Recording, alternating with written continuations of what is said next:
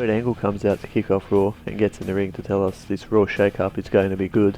Then Sunil Singh comes out and introduces the United States Champion Jinder Mahal, who's now on Raw. Jinder gets in the ring and tells Kurt he wants Brock Lesnar treatment and wants a limo to the arena every week. Kurt tells him none of that's going to happen and he's going to defend the US title right now, and Jeff Hardy comes out to verse Jinder Mahal for the title. Their match was there and Jeff won with a Swanton Bomb, becoming the new United States Champion. That also makes him a Grand Slam winner, I think, so that's pretty cool. Bayley and Sasha Banks have a match, and Sasha gets Bayley in a crossface at one point. Then the Riott squad, which is Ruby Riott, Liv Morgan and Sarah Logan, get in the ring and beat down Sasha and Bayley, so they're on Raw now too. The Authors of Pain, who made their Raw debut last week, versed Rhino and Heath Slater. The Authors of Pain win with the last chapter, which is where one of them does a Russian leg sweep while the other one hits a clothesline. Miz with Bo Dallas and Curtis Axel have a Miz TV, and Miz introduces two new members to Raw, and out comes Kevin Owens and Sami Zayn. Kurt Angle comes out and said they had a chance to earn a contract last week, but drew in their match against each other in the double countout, so they are not on Raw. Then Sami pulls out a piece of paper he printed out, and it's an email from Stephanie McMahon, who hired both of them. 5 men celebrate, then Angle tells them that they're in a 5-on-5 match later tonight against Seth Rollins, Finn Balor, Bobby Lashley, Braun Strowman, and some are making their Raw debut. Also, it's The Miz's last match on Raw, as he'll be going to SmackDown after tonight. Matt Hardy and Bray Wyatt vs The Revival in a #1 contenders match, and Matt and Bray win with their tag team finish, which is where Bray gets in position for Sister Abigail, but throws their opponent into Matt, who hits a twist of fate. Backstage, the undercover prozzies, Fandango and Tyler Breeze, give Sheamus and Cesaro a ticket for not having fashionable clothing. They're on Raw now as well.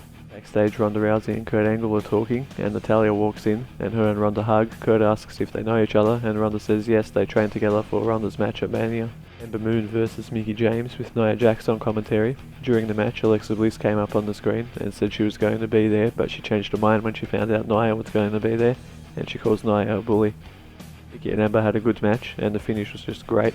Ember's finish is called Eclipse, and she goes on the top rope and does a front flip off of it and hits a stunner on her opponent. Dolph Ziggler comes out and says he's going to steal the show every night the same way he did when he was on SmackDown. Then Titus Worldwide come out and offer Dolph a spot, and Dolph says he didn't come back to Raw alone, and Drew McIntyre from NXT hits Titus O'Neil and Apollo Crews from behind, while Dana Brooke runs away. They did a tag team finish where Drew hits his running knee finisher and Dolph hits the Dakotanator. Roman Reigns comes out and says he will beat Brock Lesnar at the Greatest Royal Rumble event, which takes place in Saudi Arabia at the end of this month. I don't get why Reigns gets a title match in the steel cage when he lost to Lesnar at WrestleMania. Anyway, Samoa Joe comes out and says Reigns does show up every week, but he doesn't get the job done.